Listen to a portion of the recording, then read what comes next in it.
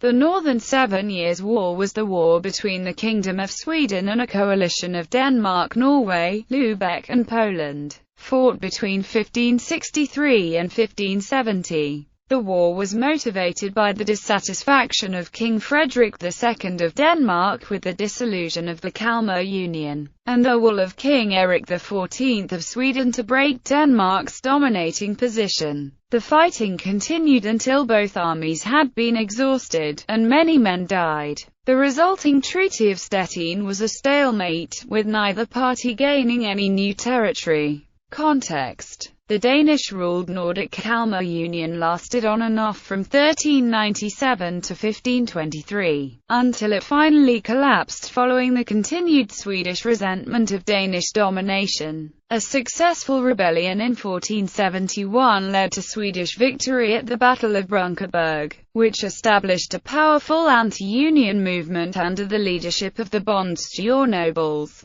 In 1520, Christian II of Denmark reconquered Sweden and took a bloody revenge on the anti-union faction at the Stockholm bloodbath. More than 80 noblemen and ladies, including leading citizens of Stockholm, were executed, but the result severely backfired on Christian II. The violence elicited strong reactions in Sweden for years to come, and the union was broken by the successful Swedish War of Liberation from 1521 to 1523. Christian II was condemned by the Pope, and he abdicated in 1523. The subsequent Danish kings Frederick I and Christian III turned their attention mainly on the Reformation in Denmark, Norway and Holstein, and the Counts' feud civil war, and relations with Sweden were generally peaceful. In Sweden, the internal power vacuum, combined with the abdication of Christian II, provided the opportunity for Gustav Vasa to consolidate control of Sweden and claim the throne in June 1523, with the support of peasants and the Hanseatic towns of Lubeck and Danzig. Under Vasa, the Kalmar Union was finally dissolved, and Sweden began establishing itself as a rival power of Denmark-Norway.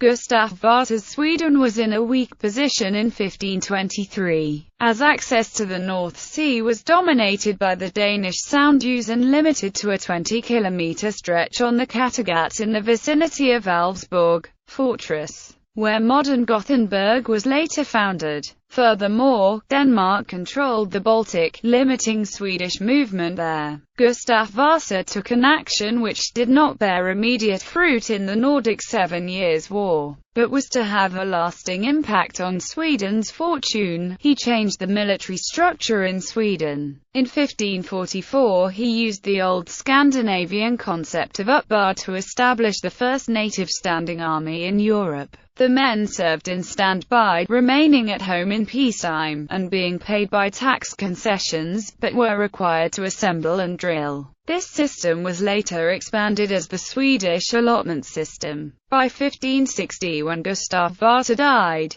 every 10 peasants were required to provide one soldier who must serve anywhere, domestic or foreign, as required by the king. Casus belli. After the deaths of Christian III and Gustav Vasa, in 1559 and 1560, respectively, both countries now had young and hawkish monarchs, Erik XIV of Sweden and Frederick II of Denmark. Frederick II envisioned the resurrection of the Kalmar Union under Danish leadership, while Erik wanted to finally break the dominating position of Denmark. Shortly after his coronation in 1559, King Frederick II of Denmark ordered his aging field commander Johan Rantzau to avenge the humiliating Danish defeat against the small peasant Republic of Ditmarsh, which was defeated in a matter of a few weeks and brought under the Danish-Norwegian crown. During the next year, the Danish expansion continued with the possession of the Baltic Sea island of Ozel. In 1561, when a sizable remnant of the Order states in the northern Baltics were secularized by its Grand Master Gotthard Kettler, both Denmark and Sweden were attracted to intervene in the Livonian War. During this conflict, King Erik of Sweden successfully obstructed the Danish plans to conquer Estonia. he sought to dominate the Baltic Sea, while unsuccessfully pressing for Frederick to remove the traditionally Swedish insignia of 3 crowns from the Danish coat of arms, a bone of contention since Christian III and Gustav Vasa. In February 1563, Swedish messengers were sent to Hesse to negotiate Erik's marriage with Christine of Hesse, but were held back in Copenhagen. In retaliation, Erik added the insignia of Norway and Denmark to his own coat of arms, and refused Danish requests to remove these symbols.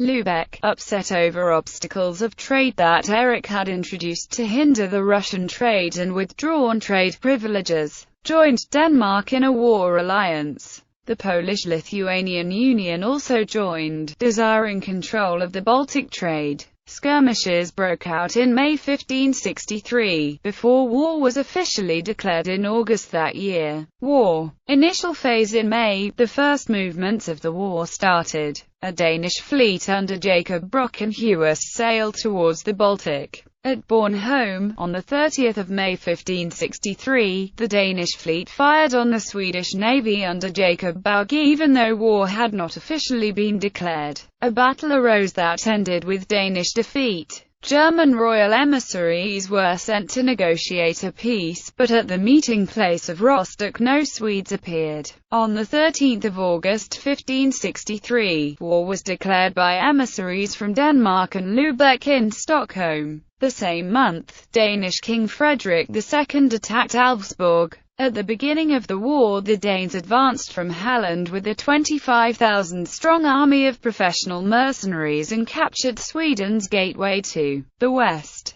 Augsburg fortress, after only 3 days of bombardment and a 6-hour assault, on the 4th of September. This achieved the Danish aim of cutting off Sweden from the North Sea, blocking the all-important salt imports. Erik then attacked Halmstad. Without result, the Swedish counter-attack was driven back by the professional Danish army. After the king's departure from his army, Charlie de Mornay stepped in as the commanding officer and was beaten by the Danish at Marad. At sea, a battle broke out near Åland on the 11th of September, whereafter the war took a pause. Campaigns south. On the 30th of May 1564, a battle broke out between the Swedish Navy and the Danish Lubeck Navy between Gotland and Åland. The Swedish Navy was under the command of Jacob Bauge, and the Danish Lubeck Navy was under the command of Herluf Troll. Bauge was captured and the largest warship of the Baltic, the Mars, sunk. The Swedish Navy retreated to Stockholm, leaving a sea blockade in effect. Kla's Horn became the new commander and met the Danish fleet at the island Jungfrun north of Åland the 14th of August. An inconclusive fight left the sea blockade in effect. Horn attacked the provinces Halland and Skane in 1565, and made several attempts at Bohuslän and Uddevalla. The Danish burned old lodos in the province of Västergötland. Against the Danish army, Erik led the army himself at first, but then again turned over command to someone else, this time to Niels Boyer, who on the 28th of August 1564 took Varberg. The Danish army under Daniel Rantzau beat the Swedish army in the Battle of Axtornay on the 20th of October. At sea, the Swedes fared better. Horn, commanding the Swedish navy, pursued a Danish Lubeck fleet onto the German coast where most of it was destroyed. After this victory, Horn steered for Öresund and levied a toll on passing ships. On the 4th of June 1565, the battle at Buckow took place on the Mecklenburg coast, in which the Danish Lubeck commander Herluf Troll was mortally wounded. In the Battle of the 7th of July 1565, the Swedish navy under Kla's Horn defeated a Danish Lubeck navy under Otto Rudd near Bornholm, where Sweden captured the Danish flagship the Jägungsthor. This ensured the command of the eastern Baltic to the Swedes that year. In January 1566, Sweden unsuccessfully laid siege to Bohus fortress in Bohuslän. Daniel Rantzau then moved his forces into Västergötland. At sea, Kla's Horn returned to take toll charges in the Baltic. An indecisive battle at sea outside of Åland occurred on the 26th of July 1566. On 28 July half the Danish Lubeck navy was lost in a storm at sea. Kla's Horn was then called to command troops on land, where he died 9 September. North Sweden occupied the undefended Norwegian province of Jämtland, which was quickly reconquered by a counterattack by forces under command of the Norwegian governor of Trøndelag. The forces were unwilling to launch a counterattack on Swedish land. In 1564 the Swedes marched under Claude Collet and reoccupied Jämtland, as well as Herjedalen and Trøndelag, including the city of Trondheim. Initially welcomed in Trøndelag, their ill treatment of the Trøndelag natives, among others with tax pressure, laid the groundwork for the later resistance to Swedish invasion. Also, Trøndelag was assisted by Governor of Bergenhus Erik Rosenkrantz, who forced 3,500 local peasants to assist him and his 50 professional soldiers. The reason was that the Swedes saw Bergenhus as their next target. Although the 400 Swedish soldiers were repelled from Trøndelag, Sweden continued to occupy Jämtland and Herjedalen. These provinces were later regained by Denmark-Norway following the peace process in 1570.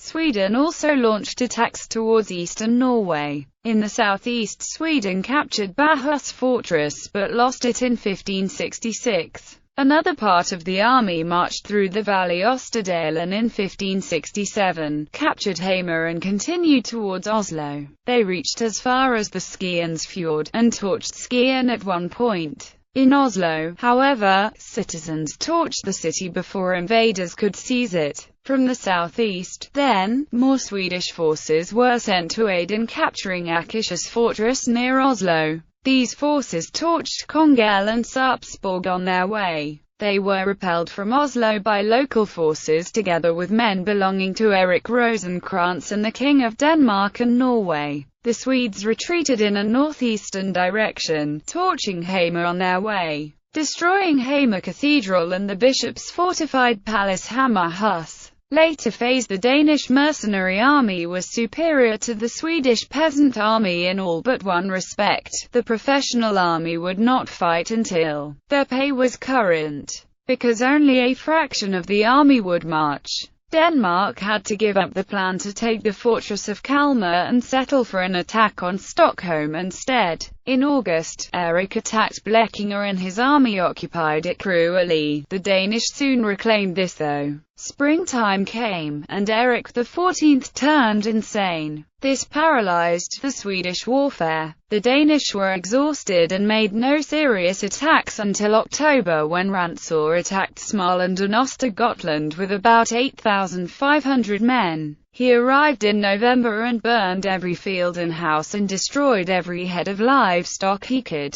An attempt to cut off his retreat over the Hollabden failed, and in the middle of February 1568 he returned to Halland. Attempts were made to make peace between the fighting nations during these years. Negotiators who attempted this included Dukes of Pomerania, French messenger Charles d'Anjou, Emperor Ferdinand I and Emperor Maximilian II. The emperors wanted Denmark and Sweden to give back the territories won in Livonia during the ongoing Livonian War, but Sweden refused to give in to those demands. In 1568, the Swedish Duke John staged a successful coup d'état against his brother, King Erik. Enthroned as king with the name John III, he began negotiations with Denmark, and on the 18th of November the same year this led to a draft peace agreement in Roskilde. This however was turned down by the Swedes. In 1569, war stirred again. The Danes attacked Varberg, reclaiming it, on the 13th of November. The Swedes on the other hand now had great success in Skane. Peace negotiations and consequences. At this point, both armies were exhausted. This led to further negotiations toward peace. In September 1570 a peace negotiations meeting began in Stettin and peace was finally reached on 13 December 1570 with the Treaty of Stettin. The Swedish king withdrew the claims to Norway, Skane, Halland, Blekinge and Gotland, while the Danes withdrew their claims to Sweden. The Baltic Sea was declared sovereign Danish. In addition, the Kalmar Union was declared dissolved. The Swedes ransomed Alvsborg with 150,000 riksdaler and had to hand back captured warships. The disputes concerning the Three Crowns insignia was unsolved and a source for future conflicts. Perhaps the most significant consequence of this war was initiation of a standing Swedish army. This war, followed by a virtually continuous involvement of Sweden over the next century in other wars, produced a military capability which made Sweden, for a period, the greatest military power in Northern Europe. This war, with its extreme destruction and wanton civilian casualties, strengthened the hatred between Swedes and Danes, while polarizing the until then ambivalent Norwegian opinion to one of fear and resistance to Sweden. Nonetheless, the war was followed by a 40-year period of peace. The invasion routes of Norway also presaged the attacks on Norway in the next century and defined Norwegian defensive policy.